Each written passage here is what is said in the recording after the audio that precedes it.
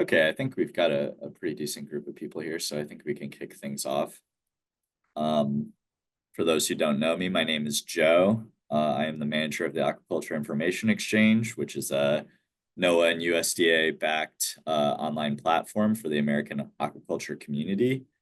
Um, Today's webinar is part of our ongoing series where our members, we have almost 2,000 members on the website now, present on their various topics of expertise.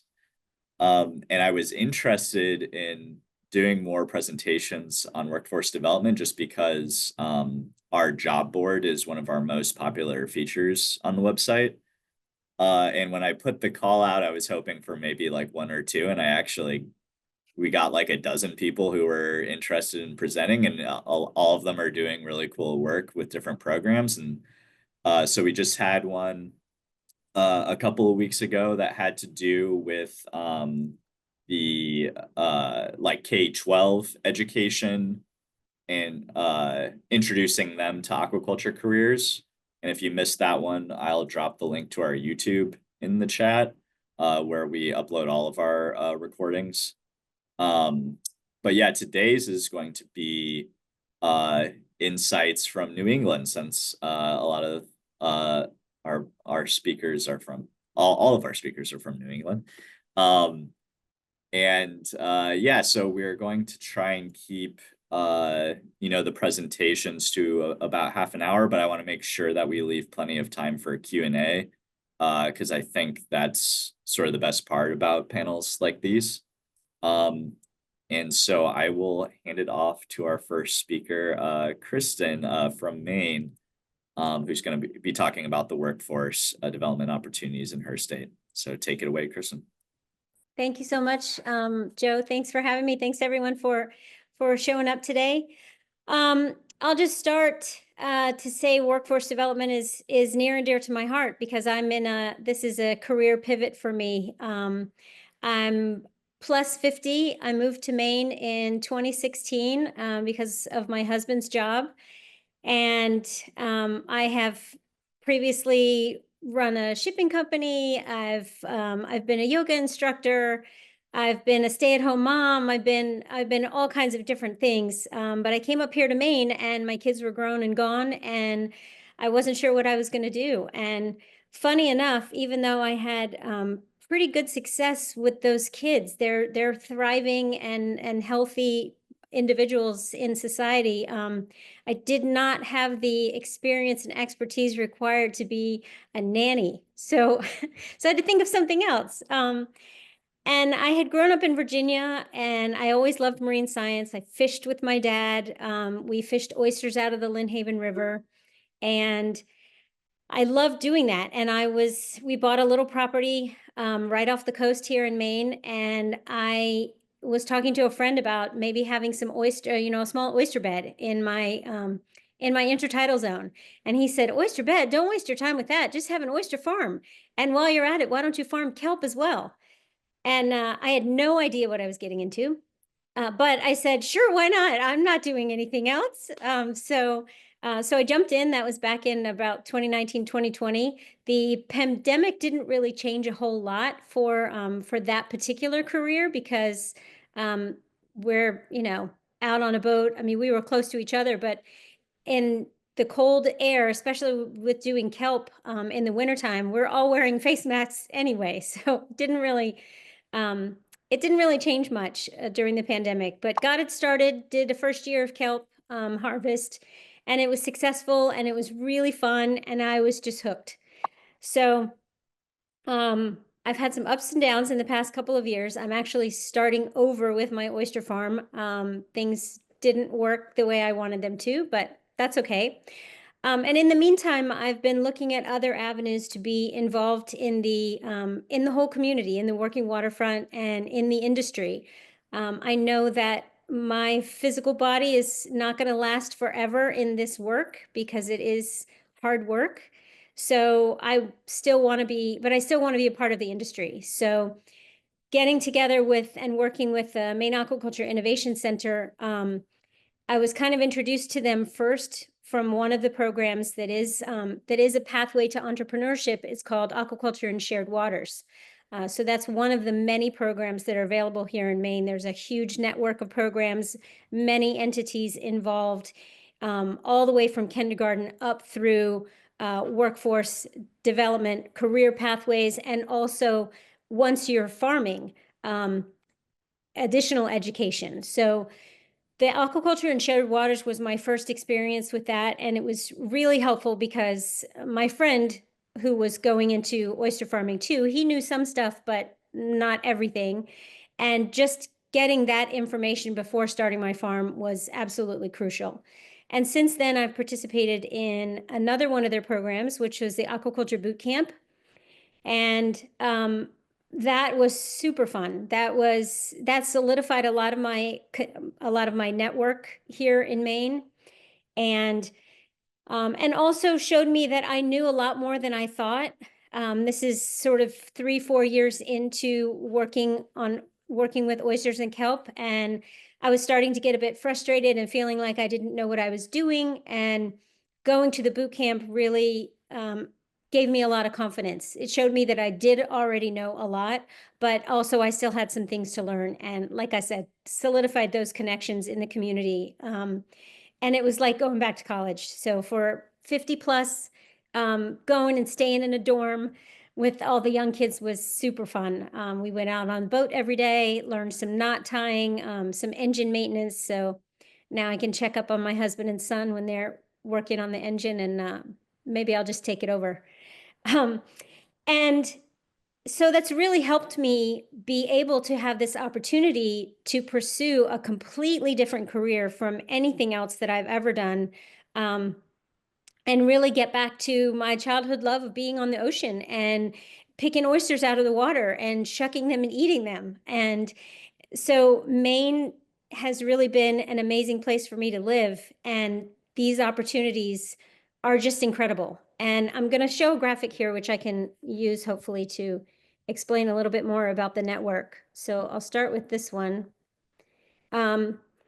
So we call it a pipeline, and I think Joe mentioned that a couple of weeks ago he had another program, and I'm pretty sure that my colleague Maya from Maine Aquaculture Innovation Center presented at that, and she may have, if some of you watched that, she may have shown this graphic, but it really shows that there are programs all the way starting from kindergarten up through high school in the education system to introduce kids and young adults to aquaculture, and just sort of to spark the idea. And it's more than just marine science class or marine biology class. It's also maybe a little more detailed in specific species, but also just teaching them about what opportunities are available in aquaculture. And many kids might come out of this thinking, oh no, I don't want to be an oyster farmer or a seaweed farmer, or I don't like going on boats. But you never know what kind of spark they might get. And some of these kids might go to law school, something totally separate from aquaculture, but then realize when they're in law school, oh, maybe there's a gap in the aquaculture industry that I could fill with my law degree, or I could fill with a marketing degree or something else. And then after school, in post-secondary education, and after post-secondary education, there are opportunities for people who have studied aquaculture or marine science, and also people like me who never studied it. And all of these, which we call pathways into actual careers of working on the waterfront. And I'll show you my other graphic here that, if I can do this, let's see, I have to stop and start over again. That kind of gives you an idea. No, this is the one I want. Sorry, kids. This is Technology 101 for me. Here it is. Here it is. That looks Okay. good. Okay. This is just it may seem a little bit jumbled and confusing, but this is just another way of showing all the entities that are involved and all of the different pathways to career and career support that are available in Maine. And I'm just an example of a person who has taken advantage of that. As somebody who was completely pivoting into a different career, I've been out of the workforce for a long time, raising my kids, and been sort of on the side of helping my husband run his business. But in reality, I had a huge gap in my resume. So going out and trying to find jobs, as I mentioned, even as a child caretaker, I had a huge gap in my resume. And this gave me the opportunity to do something that I really love and I really enjoy and gives me confidence and is so supported by the state, by the legislature, by the governor, by so many different entities in Maine. And I know also as a woman, there are within this network, there are also women's groups, and there are groups for marginalized peoples. There's a development project for people who are in prison and coming out of prison and trying to get jobs because their prospects are limited.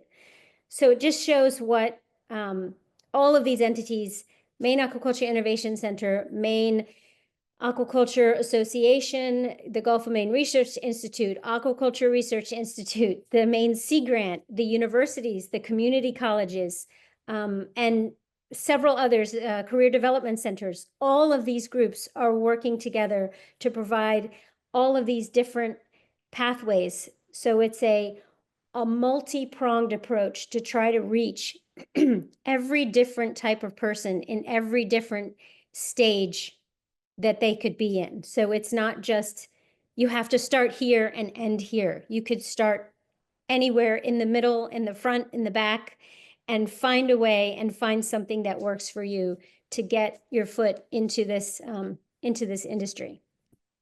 Perfect. So I think I've touched on all my points. Did I go over my 10 minutes? No, that was actually perfect. Yeah. Okay. Yeah, and thank you. I didn't plan this, but yeah, I think it's cool to kick off the panel with someone like you, Kristen, who's been through these programs, and to like share that perspective. I don't think that's something that we've done before. So yeah, thank you. That was cool, and I think it segues nicely into our next presenter, Christian Braden, who is from the Maine Aquaculture Association, which was on that map that Christian just shared. And yeah, he's going to talk about their workforce development program. So take it away, Christian. Yeah, thanks, Joe. And I totally agree. I think it's really important to have, both sides of the coin, since like I'll be speaking more on the institutional side, like how we built up these programs and what they are. But I think many times it's more important to hear from someone like Kristen, who has gone through the programs, who has their own farm, because you see not only the value it brings, from us on the institutional, like sector-wide side, but also from the sort of ground level, what are people seeing really that's happening, the impacts that it's having on their lives and their farms, their businesses, and their families. So yeah, totally agree. Definitely always encourage that whenever possible. So I'm going to start my presentation here by actually saying nothing and just playing something instead. So let me make sure it's actually going to work right. All right. There's something happening here that's not happening, I guess, in the rest of the country. So I think a lot is going to be figured out here in Maine that will have major impacts on a national scale.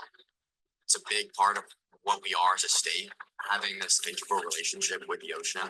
You have to be ready to get physical, get dirty. We are talking about locally farmed seafood, but it's way more than that. I'd have to leave the state to find an opportunity.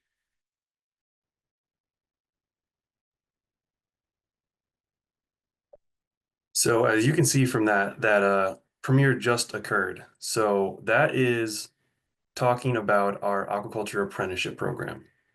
Sorry, one second, my screen is frozen.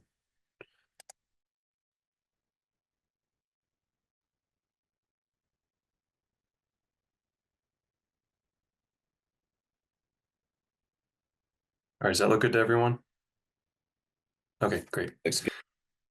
Okay, awesome. So yeah, a big part of all this motivation behind this work is that last quote in the clip, I guess I'll call it the trailer to our film. So I didn't have to leave the state to find this opportunity.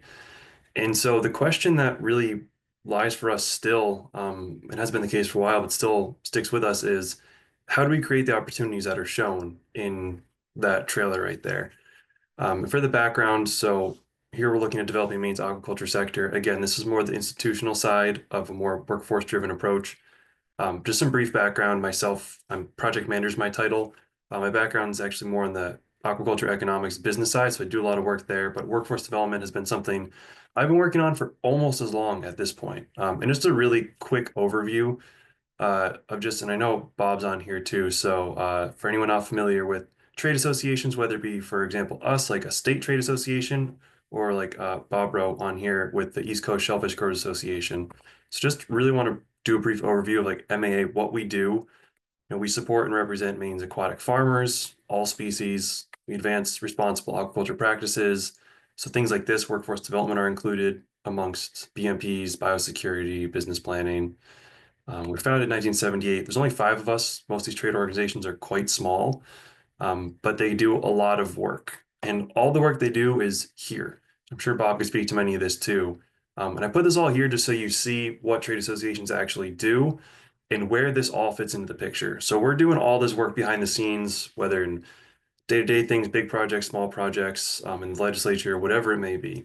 A lot of functions here, but we're focusing on here is grower training or workforce development, you know, preparing the next generation of growers for success. So what does that look like from this institutional side? Well, there's sort of a flow chart here of how we've gone through some things. So for example, what I'll be focusing on today is our registered apprenticeship program and really how we got to what is in the video. That's the apprenticeship program that I'm referring to. So workforce development is highlighted as one of the most pressing needs for our sector. And this box right here really shows the 3 pillars that make up our efforts. And so I want to include this for anyone who's interested from developing programs similar to this and really show you how we did get there. So it all started back in probably 2017, when workforce development was just highlighted as one of the most pressing needs for the sector. You know, businesses were struggling to have people even be recruited to work on the farms, then they trained them and then they often left. So you had all this turnover. People weren't trained, they didn't have the backgrounds, and people weren't even able to run their businesses often, let alone get them to the size they wanted with good, trustworthy employees. So it's critical to the growth of not only the sector, but each individual business and people's families they're supporting. So we really wanted to help the business side of it, but also to help people stay or to come to Maine and stay, and really build a career in aquaculture. So how did we do this? Started before this, but this workforce development strategy, we started in 2019 and was led by the Gulf of Maine Research Institute. We supported it and did a fair amount of work in it as well. It's led by Scottish consultants, and I put that in there because especially in 2019 when we started this, they are just way ahead of us in terms of aquaculture workforce development, and I'm sure they still are.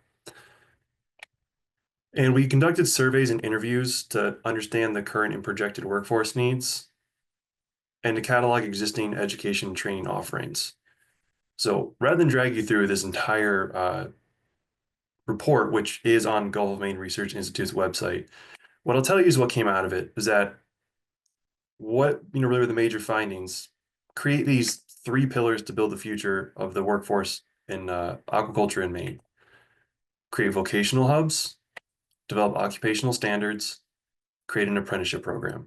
So these are the 3 that were identified as what would really bring the most success for the most amount of people in Maine. So what do these mean? The vocational hubs, this is places where people are getting hands-on training. For those interested in joining the sector, it includes curriculum development, building out different tools, and we have a few different options here. So 3 different areas of Maine. And I believe it's, just recently, this upcoming year too, the Mid-Coast School of Technology will also be adding in a new program as well, which is really exciting. But why did we focus on hands-on? You know, there's often a focus on, say, collegiate or university level training, which there's nothing wrong with. But the reason we did this is when we conducted the skills assessment, we found the major training gaps were down here at the bottom of this pyramid.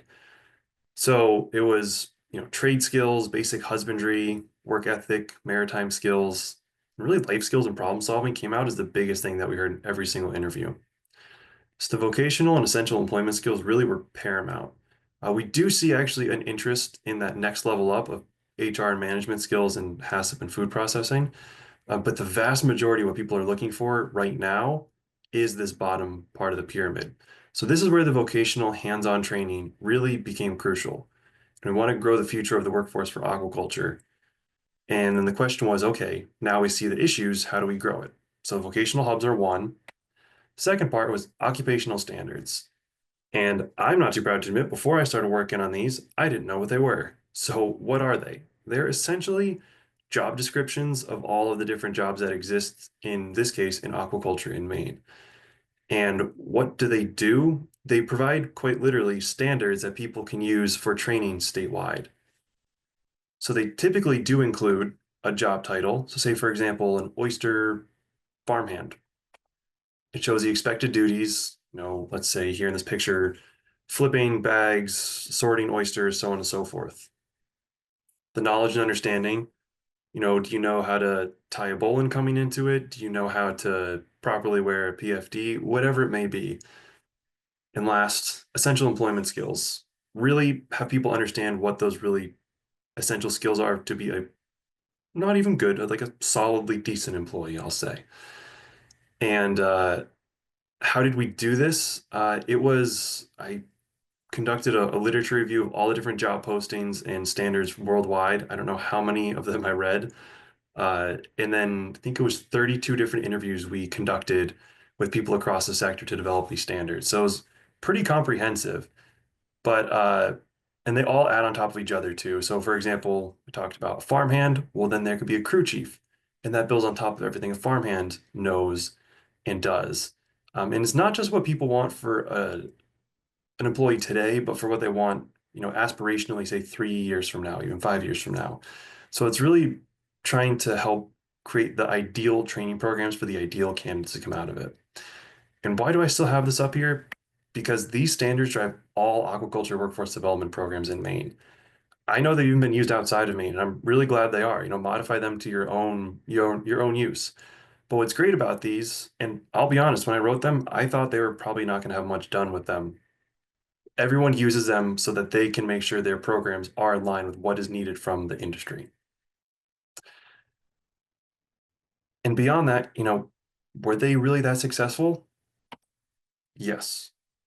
I quite literally took them and copy and pasted them onto Maine Department of Labor forms, made some slight adjustments, and we now have a registered apprenticeship. There's, of course, a lot more work that goes into it, but that was the start of it. The Department of Labor said it was one of the easiest setups for an apprenticeship they've ever had. So what does this registered apprenticeship means?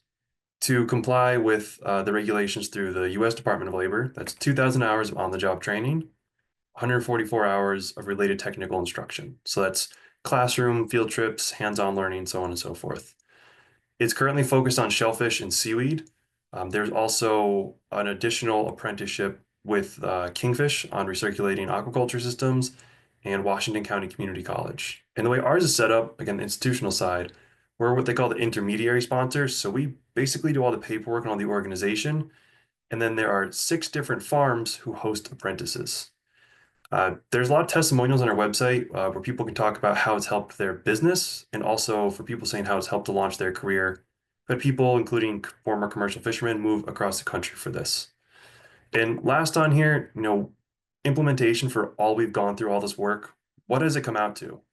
Registered apprenticeship program, and some of this is repeated from what Kristen had. Registered pre-apprenticeship program. This has become a pre-apprenticeship in the last couple of years. This year, 3 of our 6 apprentices came out of this pre-apprenticeship program. But it's not just that. There's micro-credentials, there's internships, externships, fellowships, community college curriculum, boot camps, as Kristen mentioned, and much, much more. So again, this is how we developed it sort of from our side, and there's, of course, the funding aspect.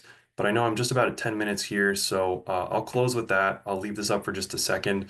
For anyone who wants to scan the QR codes on the program or the testimonials that are related to it as well. I think most of it's on our YouTube page. Perfect. Thank you, Christian. I'm glad I didn't have to yell at you to stop, like I said earlier. No, that was awesome. And I got to visit Maine not too long ago for Aquaculture Leadership Academy. And yeah, the ecosystem that y'all have is really amazing. I thought that was a good outline of it. So yeah, hold y'all's questions for Christian and Kristen. because we've got one more presenter, Azure, who's going to talk about her work at Rhode Island Sea Grant. So take it away, Azure. Thanks, Joe. Thanks, everybody. Good to be here. My name is Azure Sigler. I'm at Rhode Island Sea Grant, and we're based also with the Coastal Resources Center, housed at the Bay campus of the University of Rhode Island, which is in Narragansett. And so I always like to say, in terms of workforce development and aquaculture, I want to be Maine when I grow up. So thank you for continuing to inspire with all the great work that you do up there. Today, I was going to share our aquaculture training program that we just completed a couple weeks back, and huge credit and props to my colleague Rob Hudson, who's also a Rhode Island Sea Grant Extension agent, specialist in fisheries and aquaculture, has extensive experience teaching the Roger Williams Applied Shellfish Farming course, which has been hosted for decades and is still running under different leadership. So I think he might be joining or is on. And so huge props to him for conceiving of this training program. So essentially what we found is through the great work of our Shellfish Hub project, which was just wrapped up and was under the leadership of Connecticut Sea Grant, Tessa Gatchis. I know most of you know her, and colleagues at Massachusetts Sea Grant programs, and also us at Rhode Island Sea Grant. We sort of envisioned and realized, as part of a multi-objective project through that Shellfish Hub, that many of the states are doing applied shellfish farming like courses. We have ours at Roger Williams. Massachusetts runs a very successful program. Obviously, Maine has many successful programs as well. Connecticut also has these sort of entry-level aquaculture training programs. So we had thought perhaps for our Rhode Island audience, especially, sort of there's not only a need, but sort of a actual request from our industry members to develop a aquaculture business training program that would be free and offered to, again, primarily our Rhode Island aquaculture farms, but open to anyone who is interested. And again, this would be not replicating the entry-level aquaculture training programs that exist out there and are done very well by Roger Williams and also our other colleagues in the region. But it would sort of be that next level 2.0 in terms of business development. So the intention was, when we developed this, it would be for existing farmers or folks who have experience in aquaculture farming and really want to level up their business model. Because as all of you know, there's the farming and the nitty gritty, and then there's running a business, which is, taxes and all sorts of things that come up with that. So that was really the impetus and the inception, and with some industry surveys and the great minds of that Shellfish Hub team across the 3 states, we collected information about what folks want to learn about. And then we developed a platform that we had decided it would be best, again, per advice from our industry constituents, that a virtual and hybrid program would be best. So offer it in person, but also have a virtual online component.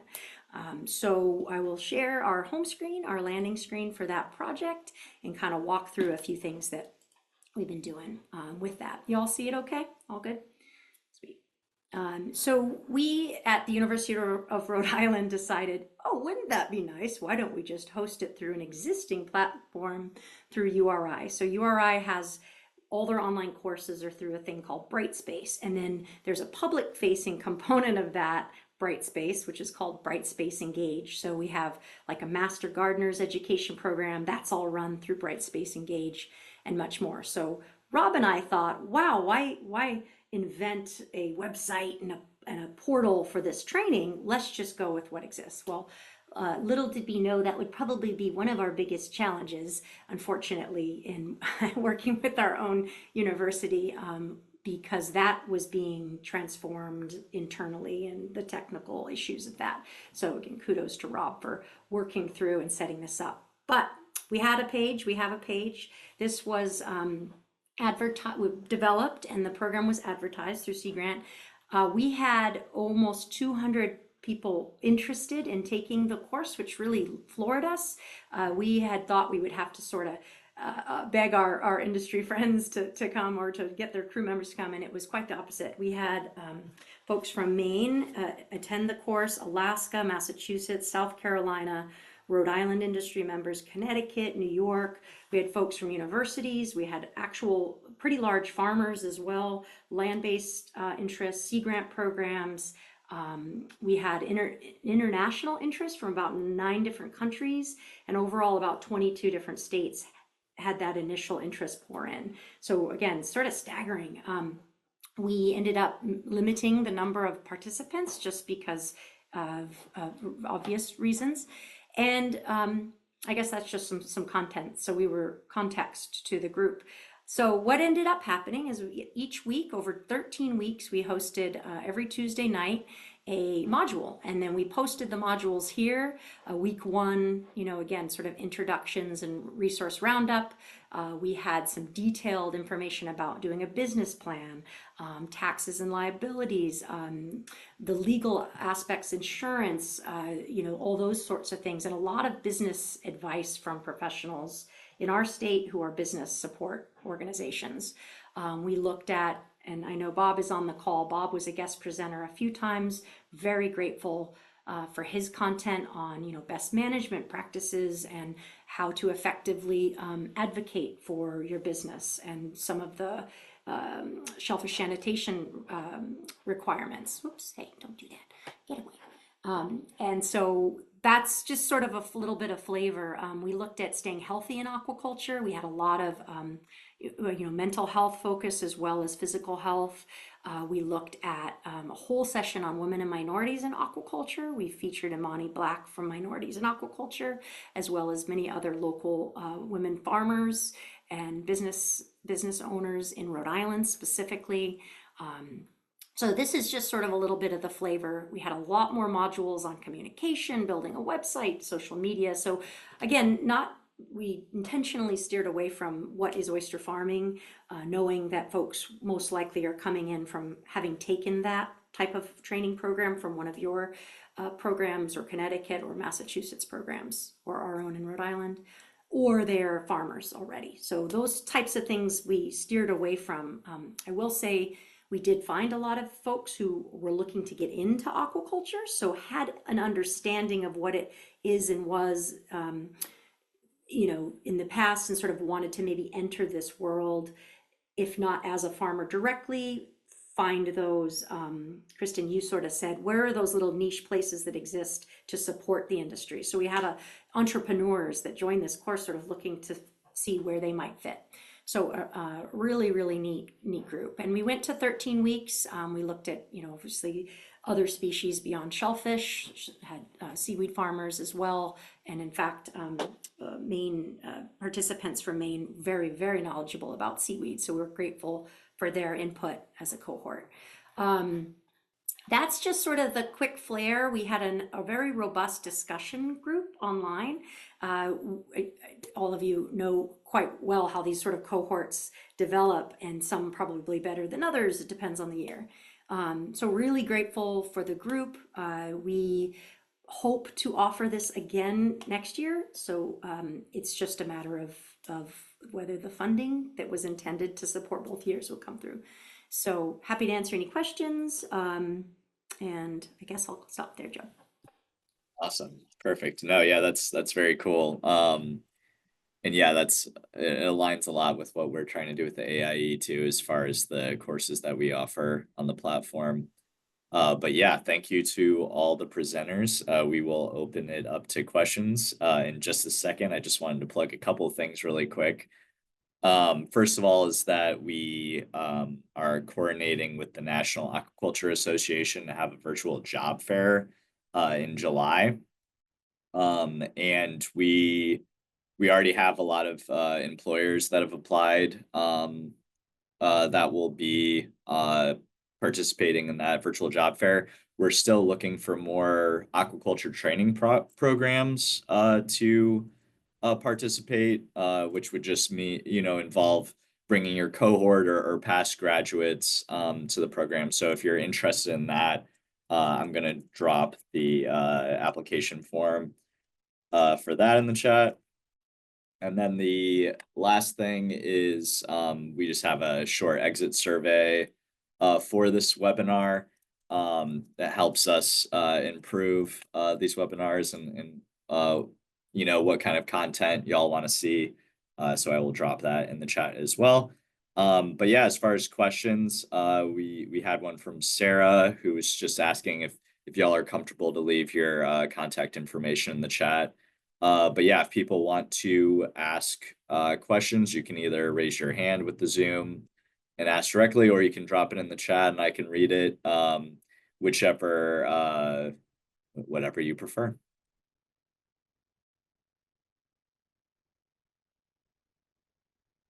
Who wants to go first? I know I have questions.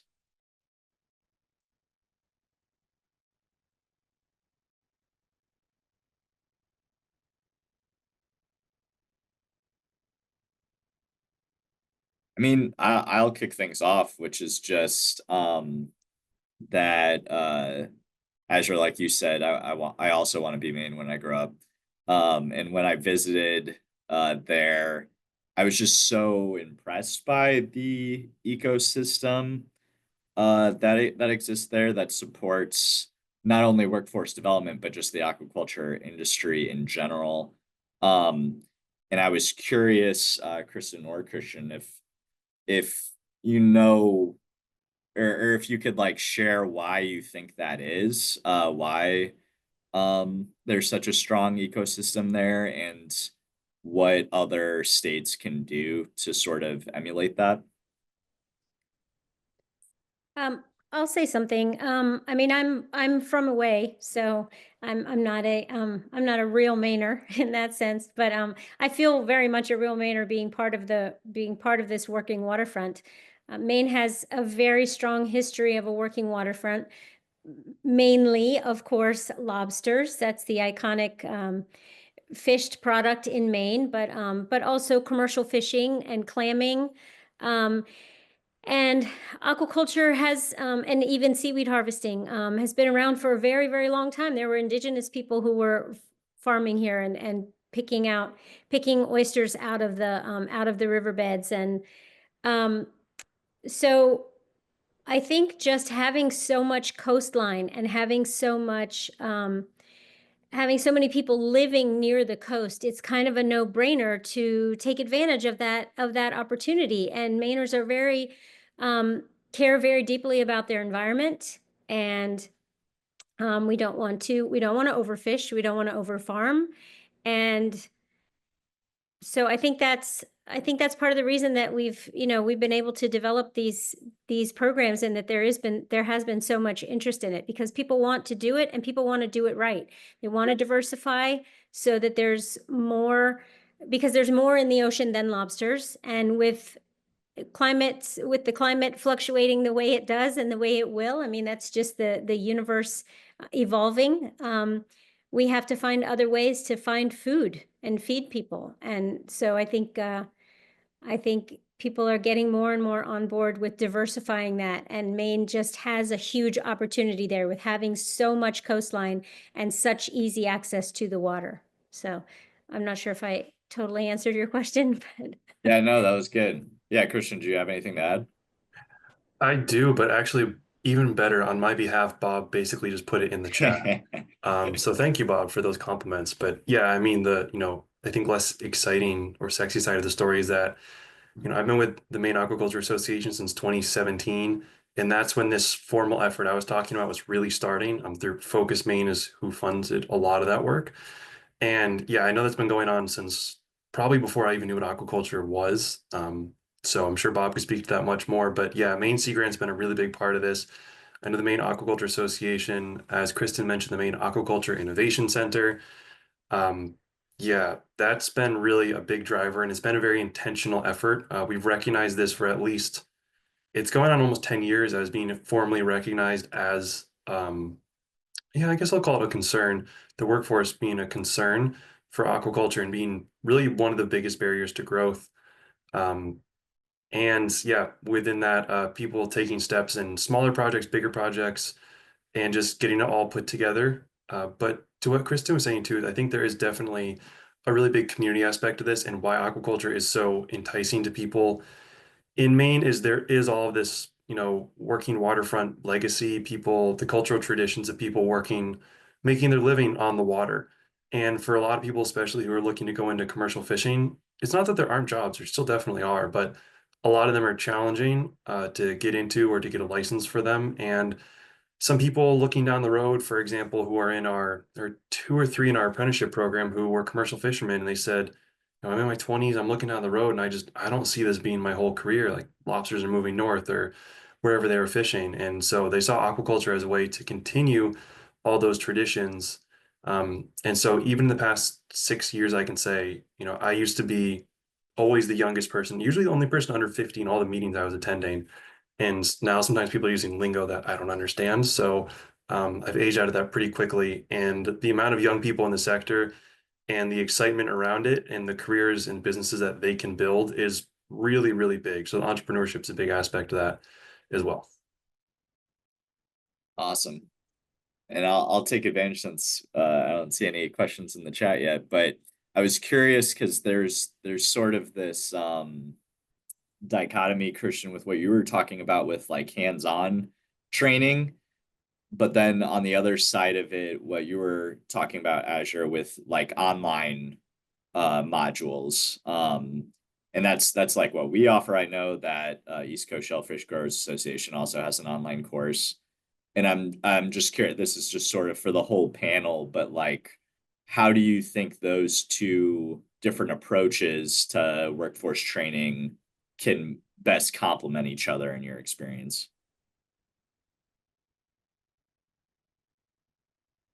Yeah, I can chime in on that. We have a lot of experience with all those different options in Maine, I would say, where Kristen mentioned the aquaculture and shared waters course. That, for example, used to be just in person only, which was really tough because Maine's not that big of a state. It can take a while to travel because of peninsulas, but some people were driving 2 hours each way to attend this course once a week for 14 weeks. Like that's a lot of time, and nobody's going to be able to always do that, and it costs a lot of money, so that makes it a little bit exclusionary, whether or not it's intended to be too. We did some that were virtual only during COVID, and actually, do I see Bob's comment now? Online modules are not very valuable without the paired internships, honestly.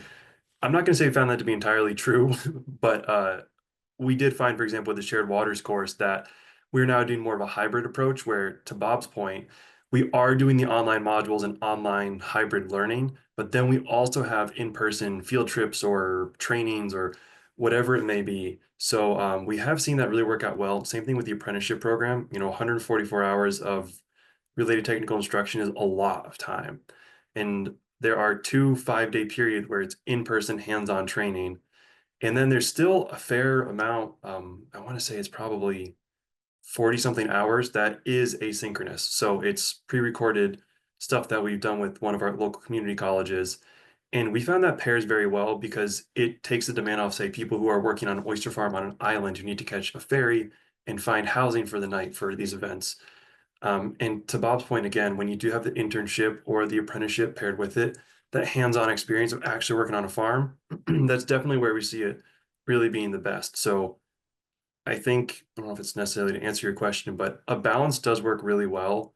There, I think, are definitely some limitations to virtual only and some limitations to in-person only. And there really is just a matter of trade-offs and how many people are going to be able to access it and what they'll take away from it ultimately.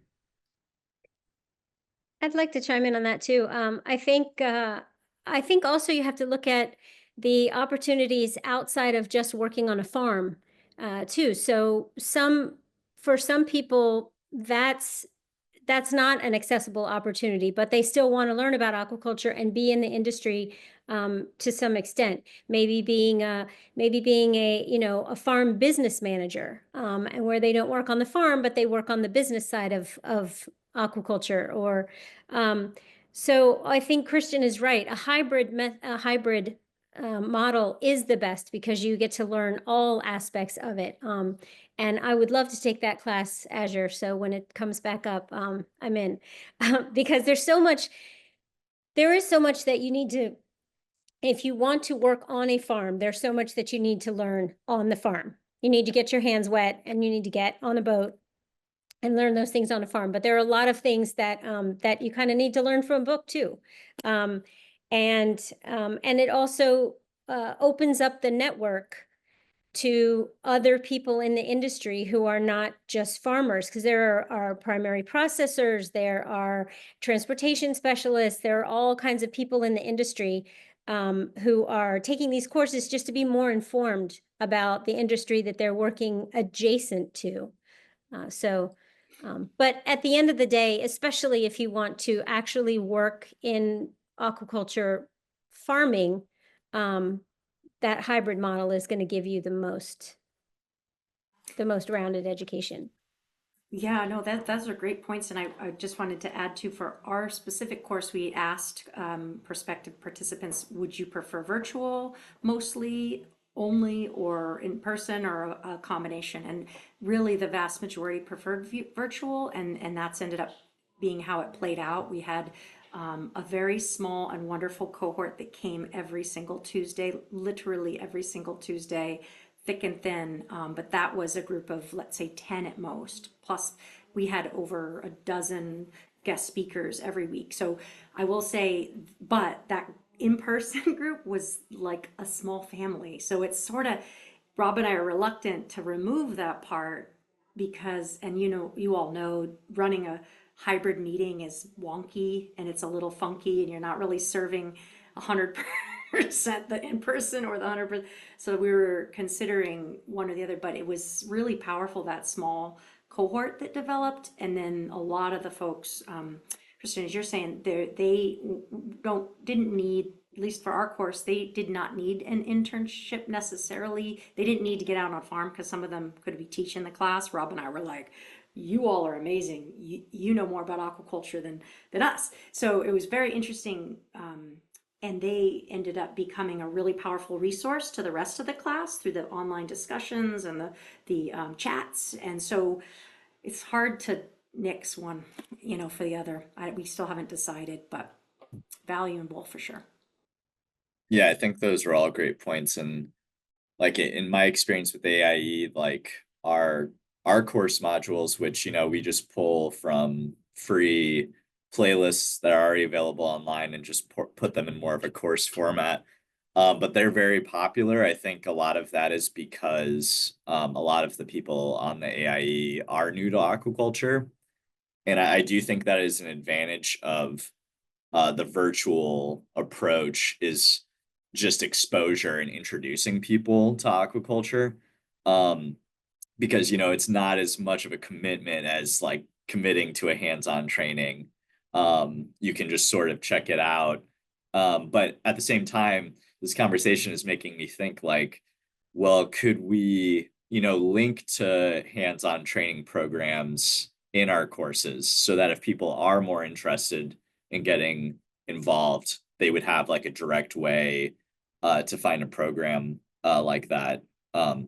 I think that's a cool idea. And I also think with the virtual aspect that, like, especially as far as the premise of this panel, where it's like, how do we share the good example of Maine or New England broadly with the rest of the country? And I do think that mostly has to be done virtually.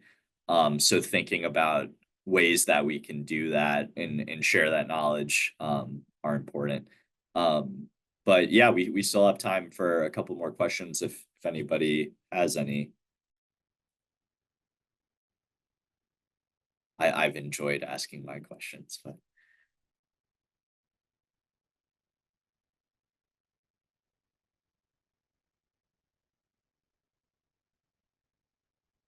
Emily, do you have any? I'm gonna pick on Emily. Yeah. So I have one. What does it look like for the future of funding on these programs? Are you guys seeing cuts coming? Or are we going to be able to keep them going with the same vigor that we've had the last couple of years? Good question. I can throw out a quick, because I saw that from Emily too, directed to me, was that we operated this training course that was in January to May under aquaculture supplemental, NOAA Sea Grant funds, which hasn't come through yet. So Rob and I, it was a completely unfunded effort from January to May. Yeah, and we promised stipends to well, not only speakers, but diversity-centered participants. So Sea Grant has generously found a way to support and honor those honorarias and stipends. So that's happening. But in terms of our effort, it was unfunded. So if that doesn't come through, that would be cause to reconsider offering year 2, because we would just have to find another funding source. But that's a good question, Bob. Well, just back from a week in DC meeting with 37 offices, we found pretty strong support for Sea Grant, even though it is slated in the so-called skinny budget to go away. So call your congressman, tell them how much you love Sea Grant, and it's important work, and it does help. They need to hear from you now. Thank you for that advocacy, Bob. Yeah, thanks, Bob. Yeah, we everybody at Sea Grant, we appreciate your support. Christian, did you have? Yeah, I mean, we similarly have run into funding issues. For us, it's been with, through USDA. They funded basically the development of our apprenticeship program, and some other programs as well. And now, it's just we haven't even heard back. I think they're technically reviewing the RFA they put out, a year and a half ago. So that's been challenging. So for this year, similar to what Azure was saying, we've had to basically piecemeal like 4 different tiny little foundation funds we got together for it. It's been pretty chaotic and hellish. It's very challenging. It takes a lot of time and effort that we would rather be putting towards the actual programming. We're actually, thankfully, with a foundation in Maine called Focus Maine, we're working with them with the pre-apprenticeship program as well, to work with a consultant to try to find different options for long-term funding, whether it's we change the financial model of the program or we look at different funding sources, because right now it's just not really sustainable, especially given the lack of reliability for consistent federal funding that may have been there before. So it's been a huge challenge. Getting the first part funded was great, but it has been quite a challenge now. And that's just to get the program running in its current form. But we know we have the demand for, we have 10 times the amount of applicants that we do spots. So we'd love to expand it, but we can't even think of expanding it when we're just trying to make it run the way it's supposed to. So it's been a huge challenge. Yeah, I can say as far as the AIE that we're sort of fortunate in that it was a 4-year grant, and so that we already have the funds for. So theoretically, even if Sea Grant went away, the AIE could keep going. But yeah, obviously, don't hope that happens. But yeah, we want to continue to support workforce development as much as we can. And then Bob, I know you also asked about Meridian Institute. So my understanding, and of course it's chaotic, so who knows, this could have changed since yesterday, but they are winding down. But my understanding is that they are looking for I believe it says this on their website too, that they're looking at the possibility of handing off projects that they were working on to other organizations. So that is a possibility, but yeah, it's a shame. They were a good partner with us, and we were working on them to host a career pathways tool that I was really excited about. But yeah, okay. Emily did have a question. She was asking how you recruit for your programs. Do you do outreach to schools, work through association businesses, etc.? Does it essentially market itself since there is such a need? Yeah, to the panel. I can answer. I table at lots of different types of events, just with brochures and free floaty keychains, and just grab everybody who walks by and ask if they've ever considered a career in aquaculture. So career days, job fairs, all the oyster festivals, and this summer I'll be going to Clam Fest and Lobster Fest and all those things, just to represent Aquaculture Innovation Center. And the initiative is called Dive into Aquaculture. So it just represents all of these different programs, including the ones that MAA has developed. So. Yeah, and we've done tabling as well. Thank you, Kristen, for that work you're doing there too. We've done tabling, we've done just about everything at this point, and one that we found that was shockingly effective was social media. And I think through one grant, we had a really, really tiny budget, like maybe a couple $100 at most, for advertising through social media. And that made a pretty significant impact because it allowed us to target who was going to see the ads or the post, however it worked. I forget the details. I didn't run that part of it, but that plus some content that shared testimonials from even our very first group of apprentices, those two things paired together brought a lot of people in, even from like around the world. Like I have to turn people down all the time. It's just US right now. Word got out about it through the internet, and it got picked up all over the place, but especially through social media. So it's not the only way, but it was a pretty surprising way to get it out to the right people across the country. And then they often share that within their own networks too. So it's been a surprisingly effective way. Yeah, and I would encourage anybody who has a training program, if you're looking to use the AIE, the students group on the AIE has about 200 members in it. Workforce development program, or the group, has I think close to 300. So that's a great way to do the sort of targeted outreach that Christian was just talking about. But yeah, I think we are at the hour. If you do have any more questions for the panelists, I do encourage you to post them in the workforce development group on the AIE. I'll drop the link for that again. But yes, once again, thanks to all the presenters. This was really awesome. Makes me optimistic despite the funding challenges we were just talking about. But yeah, I hope everybody has a good rest of your week, and I will see you on the AIE. Peace Thanks, out. Joe. Thanks, Thanks, Kristen. Joe.